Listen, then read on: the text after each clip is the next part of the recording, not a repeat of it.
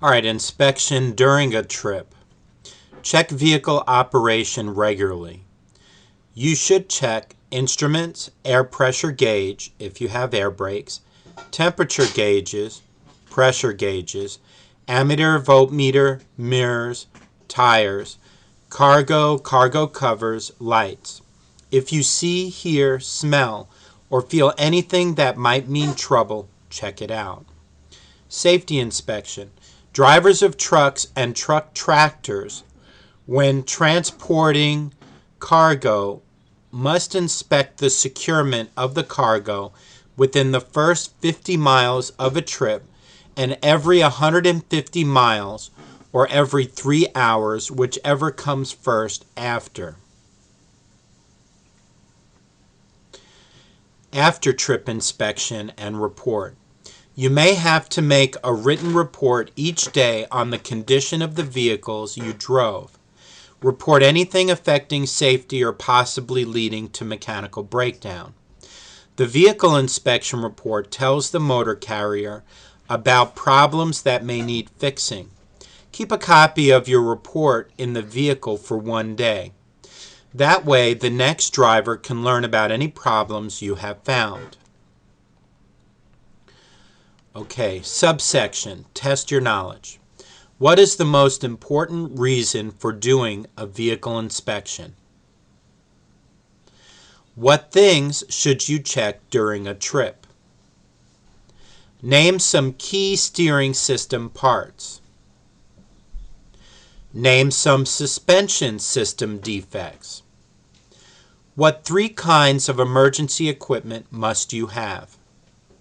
What is the minimum tread depth for front tires, for other tires?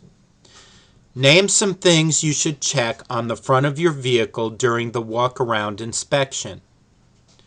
What should wheel bearing seals be checked for? How many red reflective triangles should you carry? How do you test hydraulic brakes for leaks?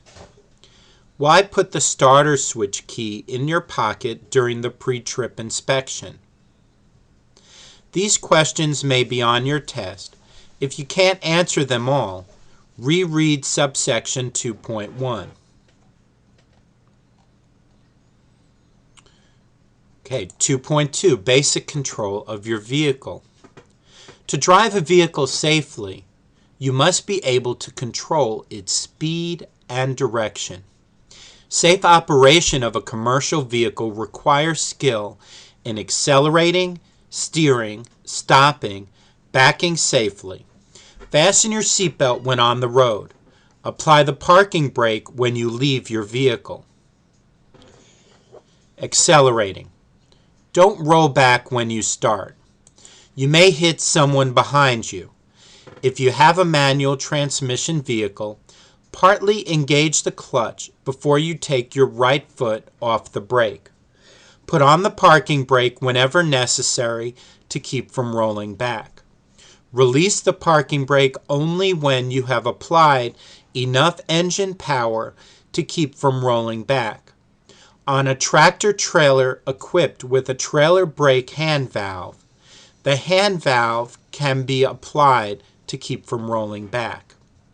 Speed up smoothly and gradually so the vehicle does not jerk. Rough acceleration can cause mechanical damage. When pulling a trailer, rough acceleration can damage the coupling. Speed up very gradually when traction is poor, as in rain or snow. If you use too much power, the drive wheels may spin. You could lose control. If the drive wheels begin to spin, take your foot off the accelerator. Hold the steering wheel firmly with both hands. Your hands should be on opposite sides of the wheel. If you hit a curb or a pothole, chuck hole, the wheel could pull away from your hands unless you have a firm hold. Stopping. Push the brake pedal down gradually.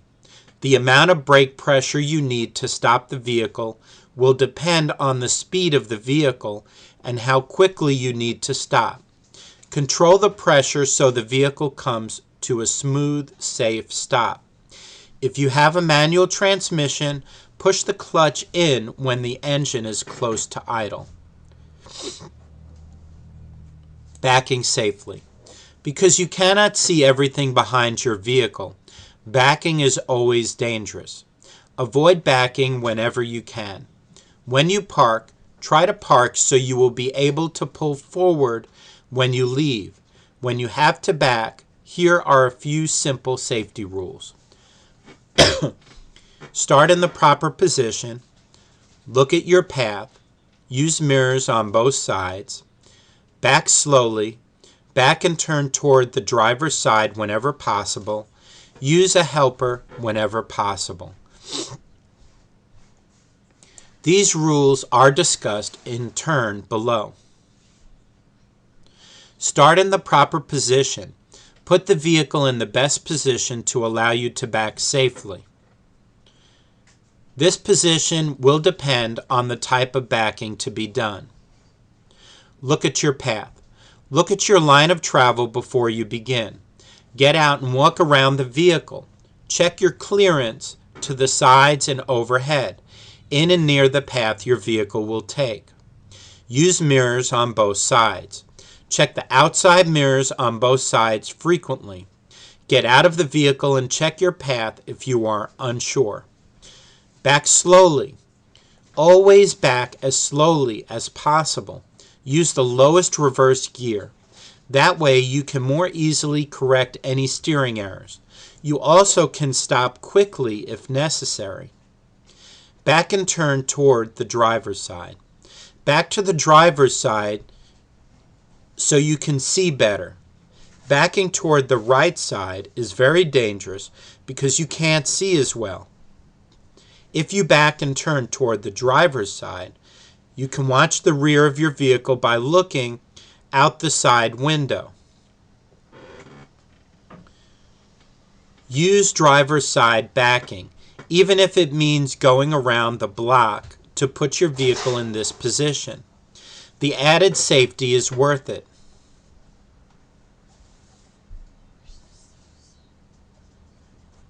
Use a helper. Use a helper when you can.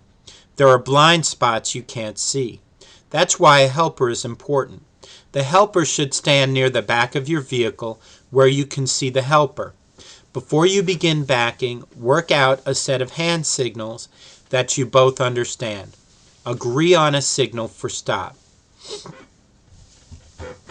Shifting gears.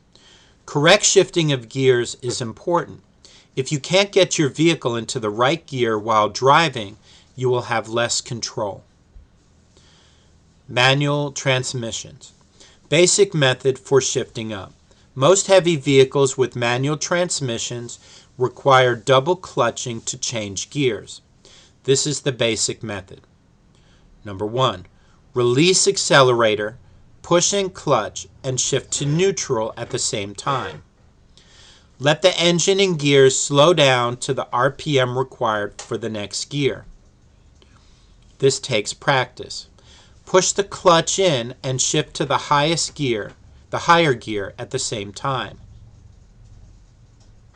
Release clutch and press accelerator at the same time.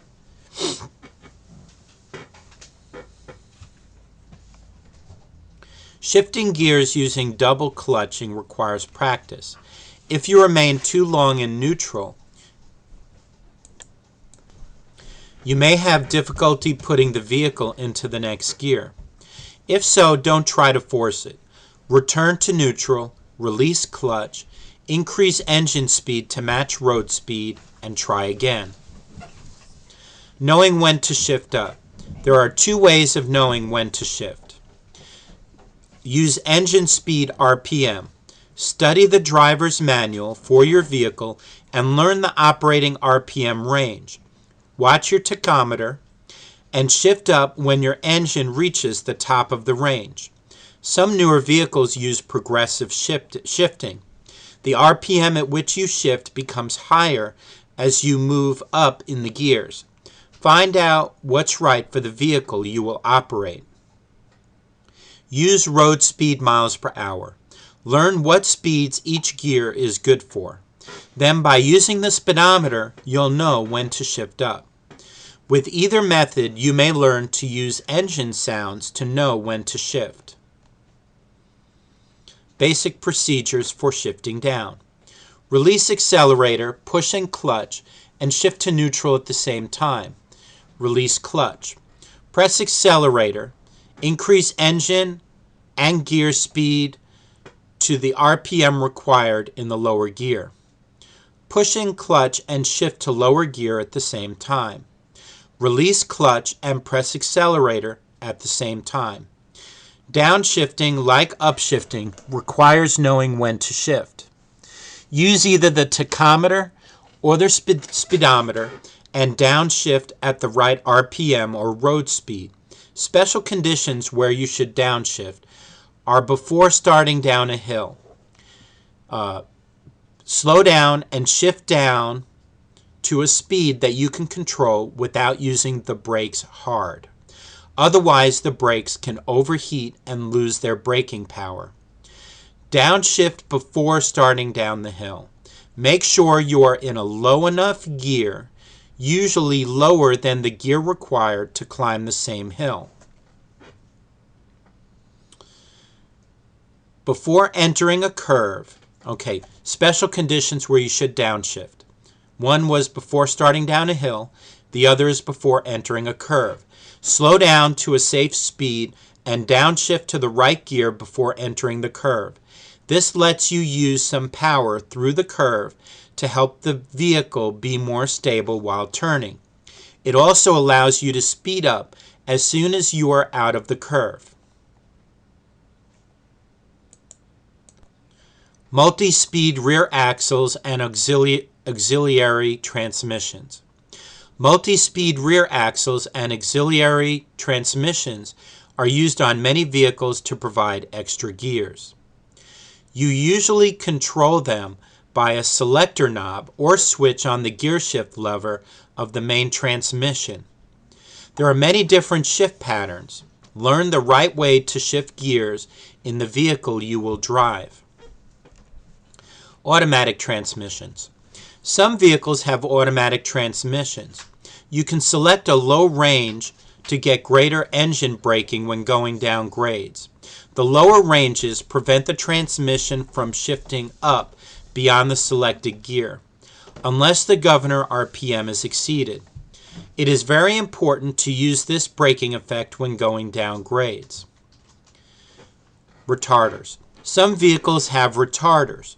Retarders help slow a vehicle, reducing the need for using your brakes. They reduce brake wear and give you another way to slow down. There are 4 basic types of retarders: exhaust, engine, hydraulic, and electric. All retarders can be turned on or off by the driver. On some vehicles, the retarding power can be adjusted. When turned on, retarders apply their braking power to the drive wheels only, whenever you let up on the accelerator pedal all the way. Because these devices can be noisy, be sure you know where their use is permitted.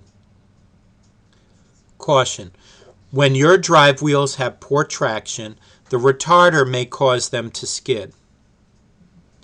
Therefore, you should turn the retarder off when the road is wet, icy, or snow-covered. Subsections 2.2 and 2.3 test your knowledge. 1. Why should you back toward the driver's side? 2. If stopped on a hill, how can you start moving without rolling back? 3. When backing, why is it important to use a helper? 4.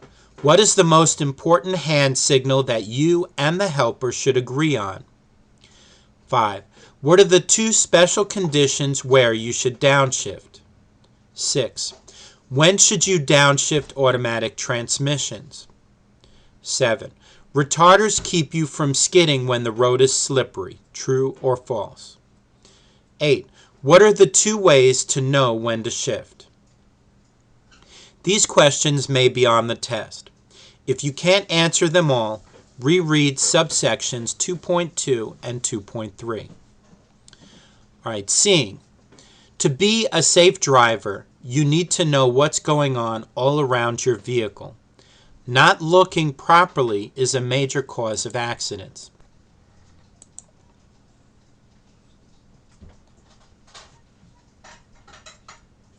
All drivers look ahead, but many don't look far enough ahead. Importance of looking far enough ahead. Because stopping or changing lanes can take a lot of distance, knowing what the traffic is doing on all sides of you is very important. You need to look well ahead to make sure you have room to make these moves safely. City driving, open highway. 12 to 15 seconds is about 1 block. 12 to 15 seconds on the open highway is about a quarter mile. How far ahead to look?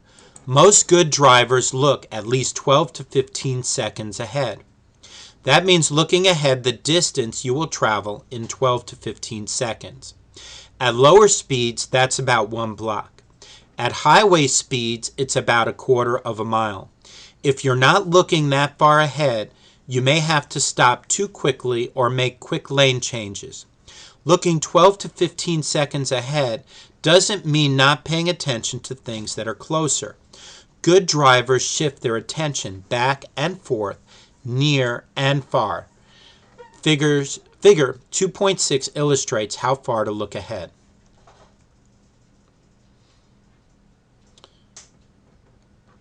Look for traffic. Look for vehicles coming onto the highway, into your lane, or turning. Watch for brake lights from slowing vehicles. By seeing these things far enough ahead, you can change your speed or change lanes if necessary to avoid a problem. Look for road conditions, hills, curves, signals, and signs. If a traffic light has been green for a long time, it will probably change before you get there. Start slowing down and be ready to stop. Seeing directly in front of large commercial vehicles. To reduce driver blind spots directly in front of large commercial vehicles, a New York State registered truck, tractor, tractor-trailer, or semi-trailer combination with a gross vehicle weight rating of 26,000 pounds or more, and a conventional cab, where more than half of the engine length is forward of the foremost point of the windshield base and the steering wheel hub is in the forward quarter of the vehicle length, must be equipped with a convex mirror on the front of the vehicle whenever it is operated within a New York City with a population of 1 million or more. On roadways other than controlled access highways, the mirror must be adjusted so the driver can see all points on a horizontal line 3 feet above the road and 1 foot in front of the vehicle across the full width of the front of the vehicle.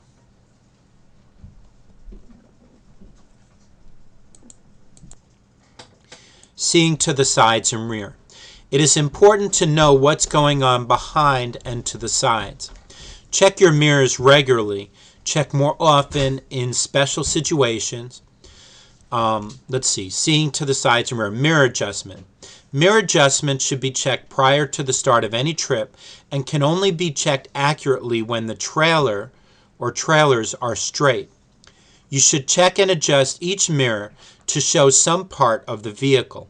This will give you a reference point for judging the position of the other images.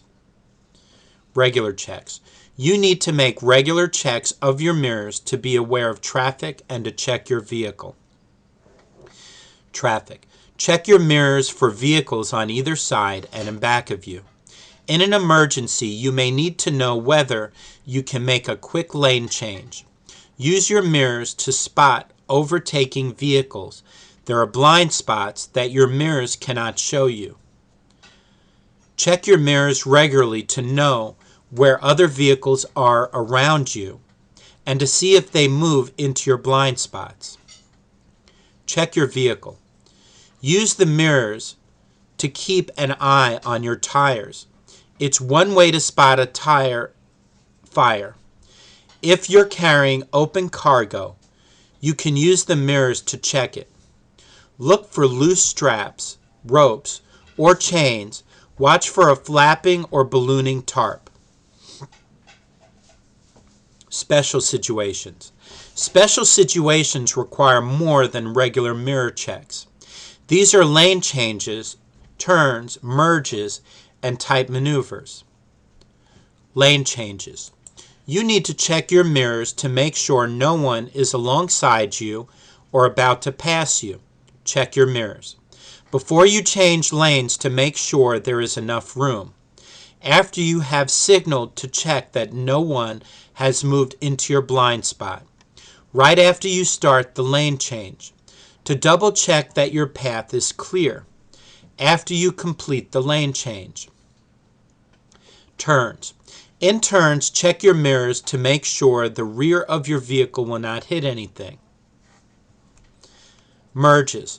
When merging, use your mirrors to make sure the gap in traffic is large enough for you to enter safely. Tight maneuvers. Anytime you are driving in close quarters, check your mirrors often. Make sure you have enough clearance. Field of vision using a convex mirror. Driver, convex mirror view, plane mirror view, blind spot area, plane mirror view, convex mirror view. Use mirrors correctly by checking them quickly and understanding what you see. When you use your mirrors while driving on the road, check quickly. Look back and forth between the mirrors and the road ahead. Don't focus on the mirrors for too long.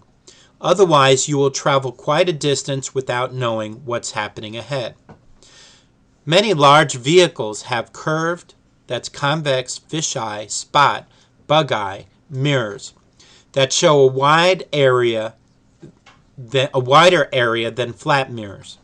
This is often helpful, but everything appears smaller in a convex mirror than it would if you were looking at it directly. Things also seem farther away than they really are. It's important to realize this and to allow for it.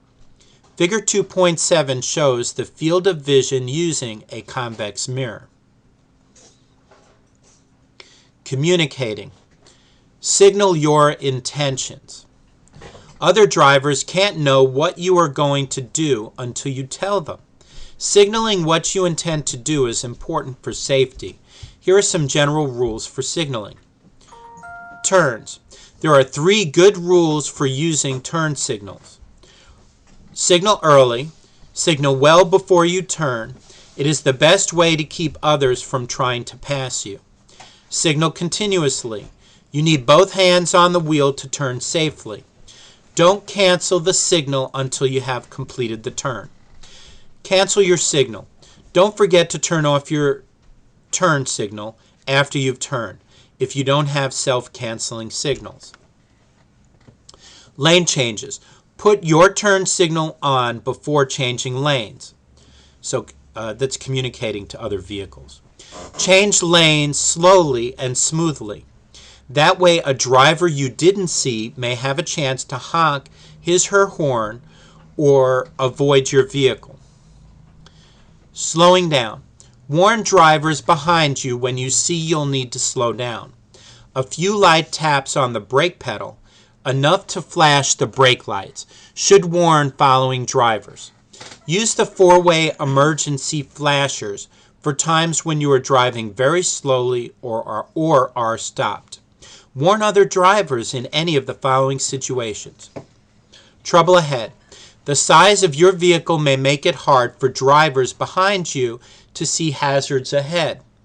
If you see a hazard that will require slowing down, warn the drivers behind by flashing your brake lights. Tight turns. Most car drivers don't know how slowly you have to go to make a tight turn in a large vehicle. Give drivers behind you warning by braking early and slowing gradually. Stopping on the road. Truck and bus drivers sometimes stop in the roadway to unload cargo or passengers or to stop at a railroad crossing. Warn following drivers by flashing your brake lights. Don't stop suddenly. Driving slowly. Drivers often do not realize how fast they are catching up to a slow vehicle until they are very close. If you must drive slowly, alert following drivers by turning on your emergency flashers if it is legal. Laws regarding the use of flashers differ from one state to another. Check the laws of the states where you will drive. Don't direct traffic. Some drivers try to help out others by signaling when it is safe to pass. You should not do this. You could cause an accident. You could be blamed, and it could cost you many thousands of dollars. Communicating your presence. Other drivers may not notice your vehicle even when it's in plain sight. To help prevent accidents, let them know you're there. When passing, whenever you're about to pass a vehicle, pedestrian or bicyclist, assume they don't see you. They could suddenly move in front of you. When it is legal, tap the horn lightly or, at night, flash your lights from low to high beam and back. And drive carefully enough to avoid a crash even if they don't see or hear you. When it's hard to see. At dawn, dusk, in rain, or snow, you need to make yourself easier to see. If you are having trouble seeing other vehicles, other drivers will have trouble seeing you. Turn on your lights. Use the headlights, not just the identification or clearance lights. Use the low beams. High beams can bother people in the daytime as well as at night.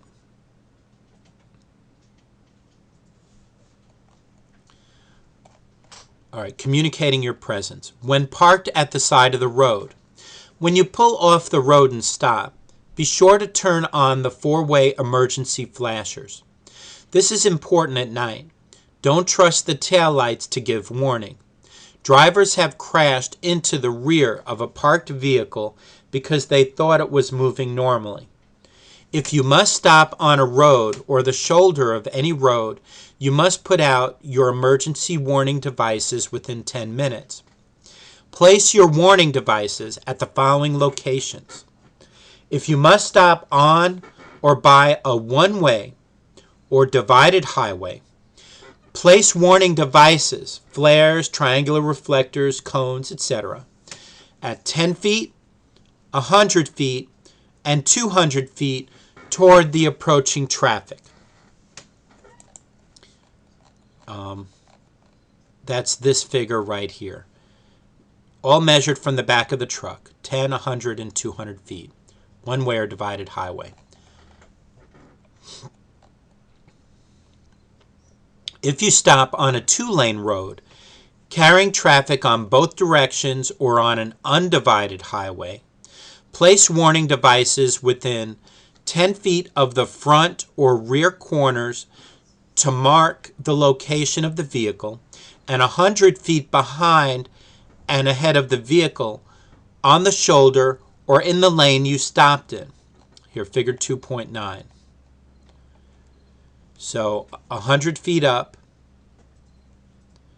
10 feet back, and 100 feet back. Back beyond any hill, curve, or other obstruction that prevents other drivers from seeing the vehicle within 500 feet.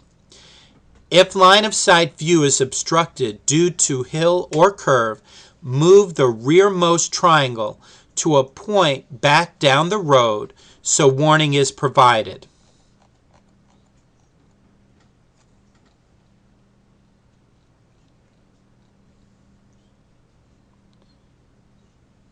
So in each case, it's 10 feet, and the other is 100 to 500 feet. Probably this to give warning before the turn. When putting out the triangles, hold them between yourself and the oncoming traffic for your own safety, so other drivers can see you. Use your horn when needed. Your horn can let others know you're there. It can help to avoid a crash. Use your horn when needed. However, it can startle others and could be dangerous when used unnecessarily. Okay, we're coming on to page 19. We just finished 18. See, and we'll be covering controlling speed in the next video, Lord willing. Thank you for listening.